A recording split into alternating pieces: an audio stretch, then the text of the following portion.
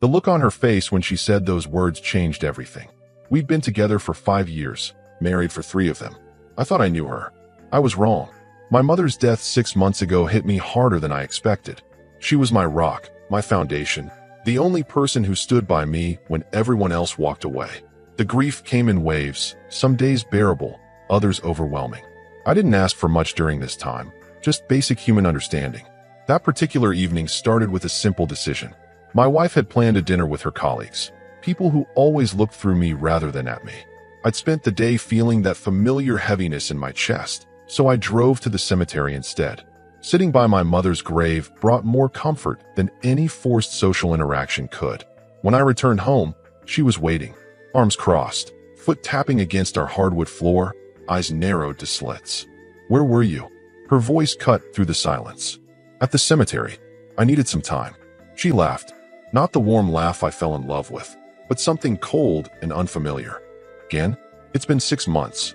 Everyone's starting to think you're using your mother as an excuse." I felt my jaw tighten. An excuse for what exactly? For being pathetic.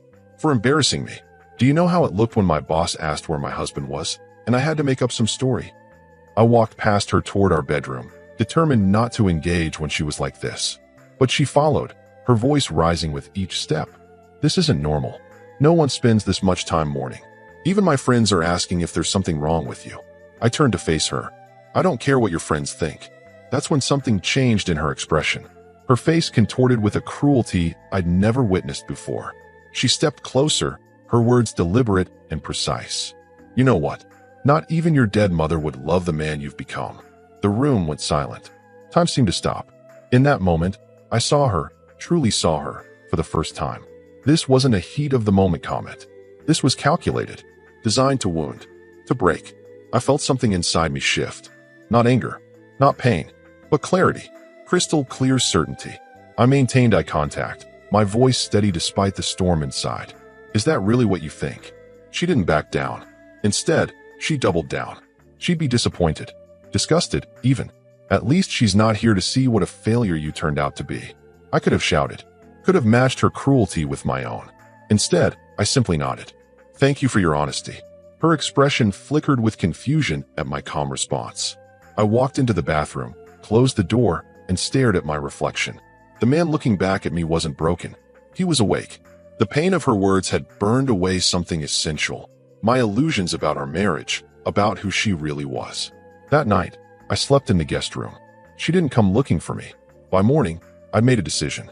I wouldn't confront her. Wouldn't give her the satisfaction of knowing how deeply her words had cut. Instead, I'd show her exactly what happens when you cross that line. She thought she knew pain. She thought she understood what it meant to be unloved. I was going to teach her a lesson she'd never forget. Not with shouting or violence or childish revenge, but with something far more devastating. I would make sure everyone saw her for who she truly was. The wife who thought she was so beloved by everyone was about to discover what genuine isolation felt like. And I wouldn't need to raise my voice once to make it happen. The next morning, I woke up with a sense of purpose I hadn't felt since my mother's funeral. While my wife slept, I made coffee and outlined my strategy. This wouldn't be a hasty, emotional reaction. This required precision, patience, the kind of calculated approach she'd never expect from me. First step, maintain appearances. When she finally emerged from our bedroom, I greeted her with a neutral good morning, as if nothing had happened. She seemed thrown off balance, clearly expecting either an argument or desperate pleas for forgiveness. For what? I wasn't even sure. Her momentary confusion was satisfying in its own small way. "About last night," she began, her tone suggesting she was preparing to offer a half-hearted apology that would somehow end up being my fault. I cut her off with a smile. "Don't worry about it. We all say things we don't mean sometimes." The relief on her face confirmed everything. She thought she still had power over me, that I was still desperate for her approval, her affection. I'd let her believe that. For now, while she was at work, I contacted a divorce attorney, one known for handling high-conflict cases. I explained my situation without emotion, just facts. He recommended gathering evidence of her behavior pattern, securing my finances, and documenting everything moving forward. I paid his retainer that same day. Next, I installed recording software on my phone. Every interaction, every cutting remark, every public humiliation, all would be preserved. Not for revenge, but for protection. For truth. I also began examining our finances. What I discovered wasn't surprising, but still stung. Thousands in secret purchases. Credit card statements sent to a P.O. box I didn't know existed. A separate account with nearly $30,000. Money that had quietly disappeared from our joint savings over the past year. The weekend after her cruel comment, she suggested brunch with her friends. I agreed pleasantly, watching her visible relief at my apparent forgiveness. At the restaurant, I was perfectly cordial while observing how she subtly undermined me in every conversation. "He's been so emotional lately," she told them with a concerned look, patting my hand condescendingly. "His mother's death really affected him. Sometimes I feel like I'm walking on eggshells." Her friends nodded sympathetically while giving me pitying glances. I simply smiled and excused myself to the restroom. In the following weeks, I became a student of her manipulation tactics. The way she'd lavish attention when she wanted something. How she'd mention my mother's death to gain sympathy from others. The subtle ways she'd isolate me from my friends, always with an excuse about why we couldn't attend their gatherings. Through it all, I remained calm, cooperative. I even began going to her work functions again, playing the devoted husband. But something had changed me. Her usual tactics bounced off my awareness like rain off a window. When she criticized, I nodded thoughtfully instead of defending myself. When she tried to provoke an emotional response, I responded with calm neutrality. I could tell my new approach unsettled her. She started trying harder to get a reaction, spending more money, coming home later, criticizing more harshly. When these failed, she switched to unexpected affection, sudden interest in my day, even initiating intimacy after months of rejection. "You seem different," she said one night as we prepared for bed. "Is everything okay?" I met her gaze steadily. "Everything's perfect. Why wouldn't it be?" Her eyes narrowed slightly. I knew she sensed something had shifted, but couldn't identify what. That uncertainty was part of my plan. Meanwhile, I reconnected with old friends she deemed not good enough for us. I rebuilt relationships with colleagues she'd dismissed. I began going to a grief support group, not just for my mother, but for the death of my marriage. There, I found understanding without judgment. One evening, I returned home to find her going through my phone. When confronted, she didn't even bother denying it. "You've been acting strange. I thought you might be having an affair." I laughed, not cruelly, but genuinely amused by the irony. "That's not really my style." Her face flushed. Whether from embarrassment at being caught or anger at not finding what she was looking for, I couldn't tell. And for the first time, I realized I didn't actually care. The woman who thought she could break me with a comment about my dead mother was about to learn a crucial lesson. She had given me the greatest gift possible, freedom from the fear of losing her. Because you can't fear losing something you no longer want. 3 weeks into my silent campaign, I noticed a dramatic shift in her approach. The cutting remarks disappeared, replaced by an excessive display of affection. Suddenly, she was cooking my favorite meals, initiating intimacy, even placing a framed photo of my mother on our mantle, a gesture that felt more like desecration than respect. "I've been thinking about what you've been going through," she said one evening, handing me an expensive watch. "This is to make up for me not being more understanding." I accepted the gift with a polite smile, knowing it was purchased with money from our joint account. Our money. The same money she'd been systematically draining for months. "It's perfect," I told her, slipping it onto my wrist while mentally adding it to the list of marital assets my attorney had requested. Her new strategy was transparent. She sensed she was losing her grip on me and was now attempting to re-establish her position through artificial generosity. The woman who had weaponized my grief was now leveraging it from a different angle, presenting herself as the supportive spouse who had momentarily faltered. That weekend, she suggested hosting a dinner party. "It's been so long since we entertained," she said. "Everyone's been asking about you. I think it would be good for us to show them we're doing well." I agreed readily, curious to witness her performance. She invited 3 couples, all her friends, all people who knew only the version of me she had carefully constructed through years of subtle undermining. The night of the dinner, I watched her transform into the perfect hostess. She touched my arm affectionately throughout the evening, laughed at my comments, and repeatedly mentioned how we've been through a rough patch, but we're stronger than ever. During dessert, she clinked her glass. "I want to make a toast to my incredible husband," she announced, her voice theatrical with emotion. "These past months haven't been easy with his mother's passing, but he's shown such strength. I'm so proud of how we've worked through this together." The guests nodded appreciatively, completely unaware of her words that night. Unaware that the woman raising her glass had told me my dead mother wouldn't love me. The performance was masterful. Had I not experienced her true nature firsthand, even I might have been convinced. After everyone left, she was buoyant with self-satisfaction. "That went perfectly," she said, already slightly intoxicated from the wine. "Everyone kept telling me what a lucky man you are."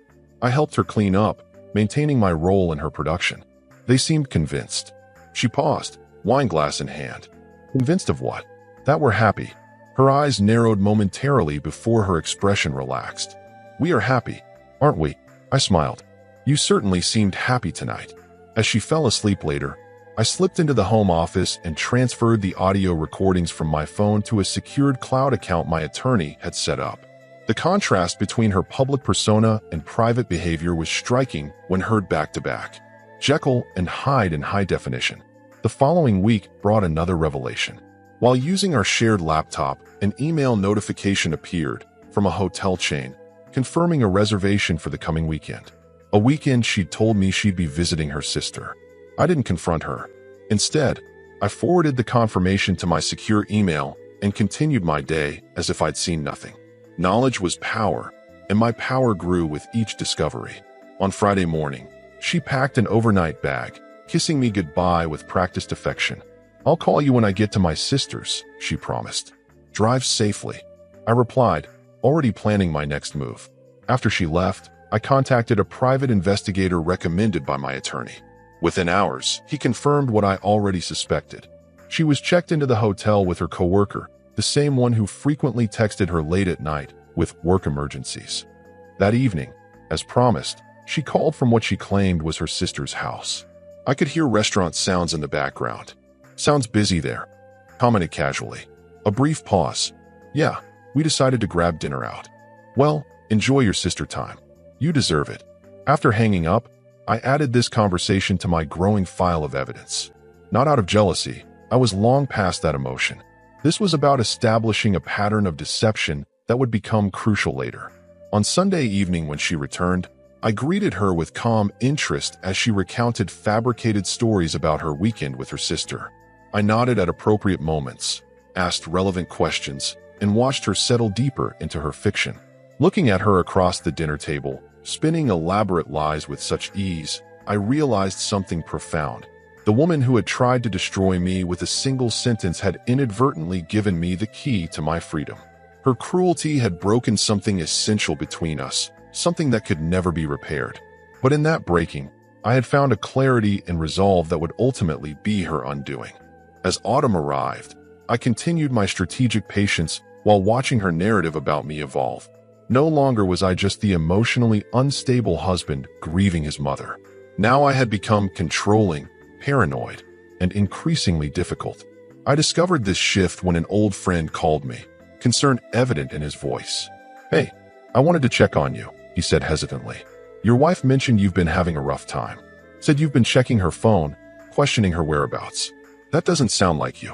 The calculated nature of her new angle was impressive in its way. She was laying groundwork, establishing a counter-narrative should I ever expose her behavior. If I revealed her affair, she'd already positioned herself as the victim of a controlling husband. If I mentioned financial discrepancies, she could claim I was paranoid. "Thanks for your concern," I told my friend. "But I think there's been a misunderstanding. Why don't we grab coffee this week?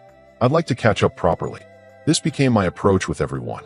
No dramatic denials, no accusations against her, just calm invitations to spend time with me, to see the truth for themselves. One by one, I reconnected with people she'd been poisoning against me. Meanwhile, my private investigator provided concrete evidence of her ongoing affair, photographs, hotel receipts, even timestamps of her entering and leaving his apartment building while supposedly at yoga class. I stored everything securely, waiting for the right moment.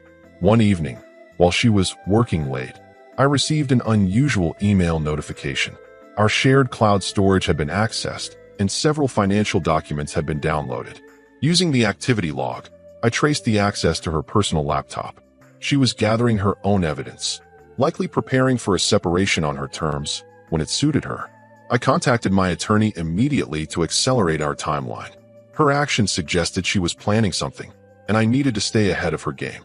The next day, I quietly moved half our joint assets into a protected account my lawyer had established, not hiding the money, but ensuring she couldn't empty our accounts before legal proceedings began. I also secured my personal possessions, especially items from my mother that held sentimental value. When she returned home that night, she appeared distracted, checking her phone constantly. Then it came, the performance I'd been expecting. "We need to talk," she said, her voice somber as she sat across from me at the kitchen table. "I've been doing a lot of thinking about us. About our future." I nodded, giving her my full attention. "I'm listening." "This isn't easy for me to say." She paused dramatically, eyes downcast. "But I don't think you're the same person anymore. Since your mother died, you've changed. You've become distant, suspicious. Sometimes I feel like I'm walking on eggshells around you." The irony wasn't lost on me. She was describing herself perfectly while attributing those traits to me. "I think we need some time apart," she continued when I didn't immediately respond. "Maybe we both need space to think about what we really want." I maintained eye contact, my voice steady. "If that's what you feel is best." My calm acceptance clearly wasn't the reaction she'd anticipated. She seemed momentarily thrown off script before recovering. "I'm glad you understand. I was worried you might react badly." "Why would I do that?" I asked innocently. She shifted uncomfortably. "Well, with how emotional things have been. After your mother." "You can say her name," I said quietly. "It's been almost 8 months since she died." Her expression hardened momentarily. "That's exactly what I mean. You're still so sensitive about it. It's like everything I say is wrong." I smiled sadly. "Not everything. Just some things.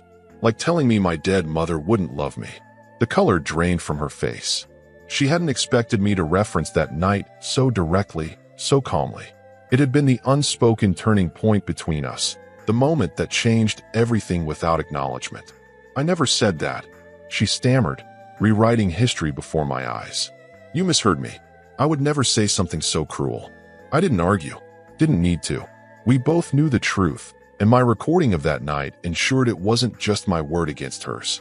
"Perhaps I did misunderstand," I conceded, watching relief flood her features. "In any case, if you need space, I respect that. Should I move my things to the guest room?" She blinked rapidly, processing my cooperative response. This wasn't how these conversations were supposed to go in her script. "For now, yes. That might be best."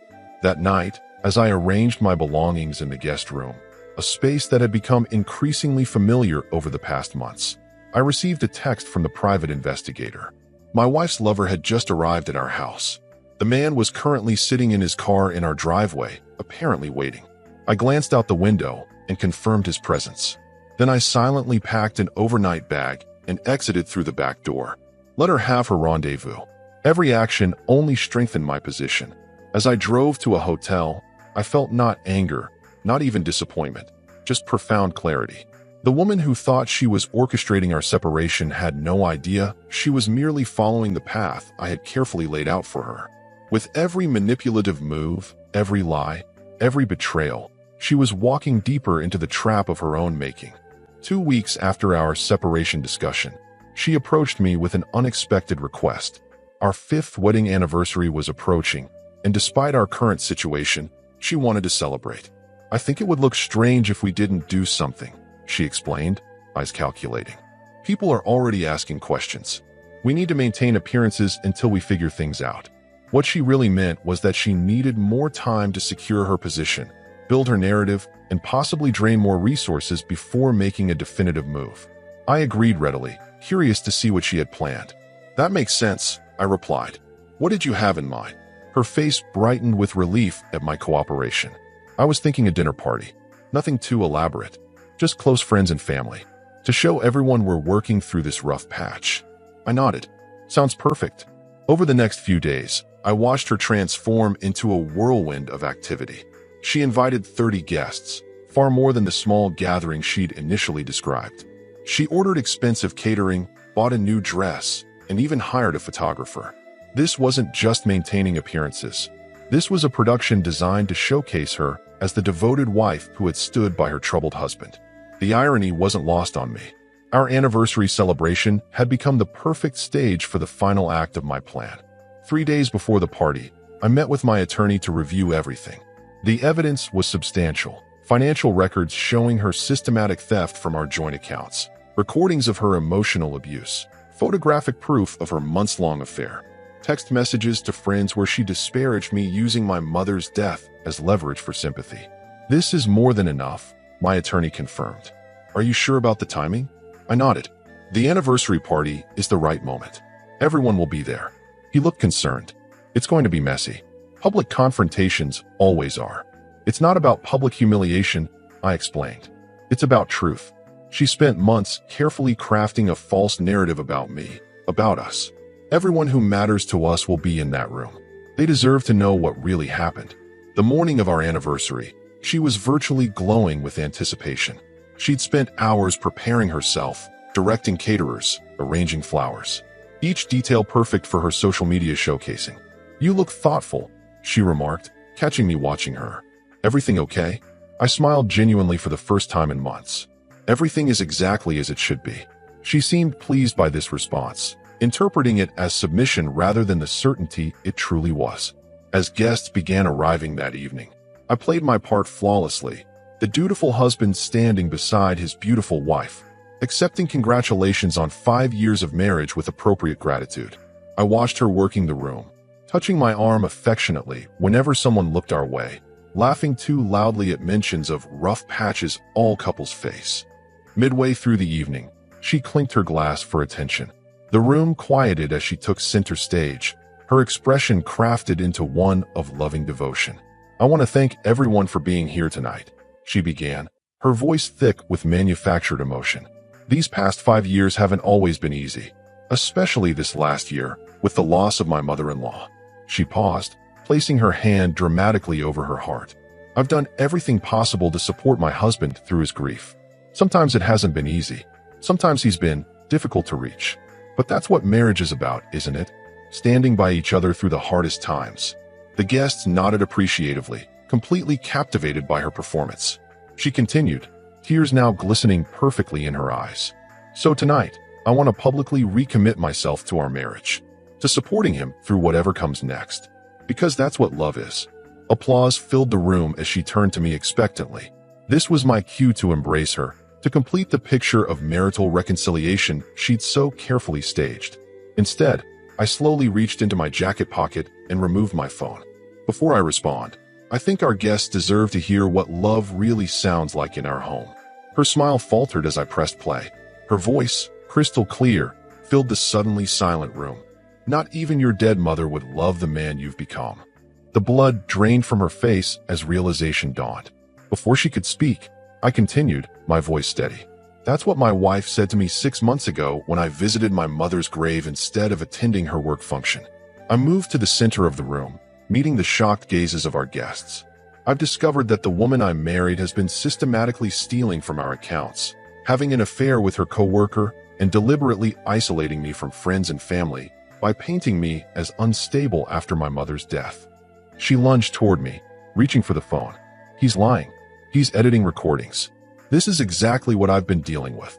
I calmly handed my phone to her father, who stood nearby looking stunned. Sir, there are over 30 recordings on that phone. Financial documents. Evidence of her affair. Everything has been verified by my attorney. Nothing is edited. The room erupted in confused murmurs as she began shouting accusations, her carefully constructed facade crumbling completely. Several guests quietly slipped out. Others watched in shocked silence as she cycled rapidly through tactics, denial, tears, rage, accusations. Her parents approached her, trying to calm her increasingly hysterical behavior. Her father, still holding my phone, looked up from the screen with dismay after listening to more recordings. That's enough, I said quietly, taking back my phone. I didn't do this for revenge. I did it because the truth matters. I turned to address the remaining guests. I apologize for disrupting this evening. That wasn't my intention, but I couldn't stand by while she continued to weaponize my mother's death and my grief against me. As I moved toward the door, she broke away from her parents and rushed after me, suddenly desperate. You can't do this to me. You can't just walk away after humiliating me in front of everyone. I turned to face her one last time. I didn't humiliate you. I simply revealed who you truly are. The person who told me my dead mother wouldn't love me doesn't get to decide when or how this marriage ends. As I stepped outside into the cool evening air, I heard the continued chaos behind me. But for the first time since my mother died, I felt at peace. The weight of pretense had lifted. The woman who thought she could break me had instead freed me. The aftermath of our anniversary party unfolded like dominoes falling in precise sequence. By morning, my phone overflowed with messages, stunned apologies from friends who had believed her narrative, expressions of support from others who had suspected something wasn't right but couldn't pinpoint what. I didn't respond immediately. Instead, I focused on finalizing the divorce proceedings my attorney had prepared. With the evidence now public, she had lost her leverage of social manipulation. The financial trail of her deception, combined with documented emotional abuse and infidelity, made the legal aspects straightforward. She attempted damage control, of course. First came the tearful voicemails, claiming I had misunderstood everything, that she needed to explain. When those went unanswered, she shifted to angry accusations. I had set her up, deliberately humiliated her, twisted her words. Finally, she tried threats, saying she would fight for everything, would tell people I was abusive, would ruin me professionally. Each message was forwarded directly to my attorney and added to our case file. 3 days after the party, I returned to our house to collect my remaining belongings. She was waiting, eyes red-rimmed, but calculating. "You've made your point," she said, blocking the doorway to our bedroom. "Everyone thinks I'm a monster now. Are you satisfied?" I looked at her directly. This was never about punishment. It was about truth. She laughed bitterly. "Truth? You planned this for months. You recorded me without consent. You deliberately trapped me." I protected myself, I corrected calmly. "There's a difference." She stepped closer, her voice dropping to the manipulative whisper I'd once found so persuasive. "We can still fix this. People forget scandals. We could say it was a misunderstanding. That grief affected both of us. We could start over somewhere new." I felt nothing looking at her. No anger, no heartbreak, not even pity. Just the clear certainty that she remained unchanged. Even now, she was strategizing, not reflecting. "I'll be back with movers on Saturday," I said, stepping around her to collect the photo albums containing pictures of my mother. "My attorney will contact yours regarding the division of assets." "Your attorney?" Her voice rose sharply. "So you've already filed?" Without even trying to work through this. "I tried for 5 years," I replied simply. "You ended our marriage the moment you used my mother's death as a weapon against me. You just didn't realize it at the time." The divorce proceeded with surprising efficiency. She fought initially, more to save face than out of any desire to remain married. But when faced with the mountain of evidence and the resulting isolation as friends and colleagues distanced themselves, she eventually agreed to reasonable terms. In the end, the financial settlement was fair. I didn't want revenge through impoverishment, just accountability and freedom. We divided assets equitably, with adjustments for the money she had diverted to her private accounts. The house was sold, the proceeds split. Within 90 days of our anniversary party, our marriage was legally dissolved. I moved across town, found a smaller place closer to the friends who had stood by me, began rebuilding my life deliberately, thoughtfully, joined a grief support group where I could finally process my mother's death without manipulation, started volunteering at a legal aid clinic helping others navigate toxic relationships. 6 months after the divorce, I encountered her unexpectedly at a coffee shop. The change was striking. Her carefully maintained appearance had slipped, her clothes still expensive, but somehow not quite right. Her smile, when she spotted me, was brittle. "Can we talk?" she asked, approaching my table with forced casualness. "Just for a minute." I gestured to the empty chair across from me. No point in avoidance. She sat, fidgeting with her coffee cup. "You look good." "Thank you," I replied, waiting. After several uncomfortable moments, she spoke again. "I've been doing a lot of thinking. About us. About what happened." I remained silent, allowing her to continue. "I made mistakes," she admitted, though her eyes searched mine for validation rather than showing genuine remorse. "We both did." I raised an eyebrow, but said nothing. "People have been so cruel," she continued, her voice dropping to a whisper. "No one understands that relationships are complicated, that people say things they don't mean in the heat of the moment. Is that what you wanted to discuss?" I asked. "Other people's reactions?" She leaned forward intently. "I'm saying maybe we acted too hastily. We had 5 years together. That has to count for something." I recognized the desperation behind her words. not for me specifically, but for the stability and social standing our marriage had provided her. Her affair had apparently ended. Friends had chosen sides, mostly not hers. The narrative she'd crafted about me had backfired spectacularly. "I've forgiven you," I said truthfully. But forgiveness doesn't mean reconciliation. Her expression hardened momentarily before she recovered. "Everyone deserves a second chance. I made one terrible comment. One mistake shouldn't erase everything we had." "It wasn't one comment," I corrected gently. "It was a pattern. The comment about my mother was just the moment I finally saw it clearly." She tried another approach, reaching across to touch my hand. "I still care about you. I think about you all the time. No one understands me like you do." I withdrew my hand calmly. "The problem isn't that I don't understand you. It's that I finally do." Frustration flashed across her face. "So that's it? You're just done? After everything?" I considered her question carefully before answering. "You know what I realized after my mother died? That real love isn't conditional.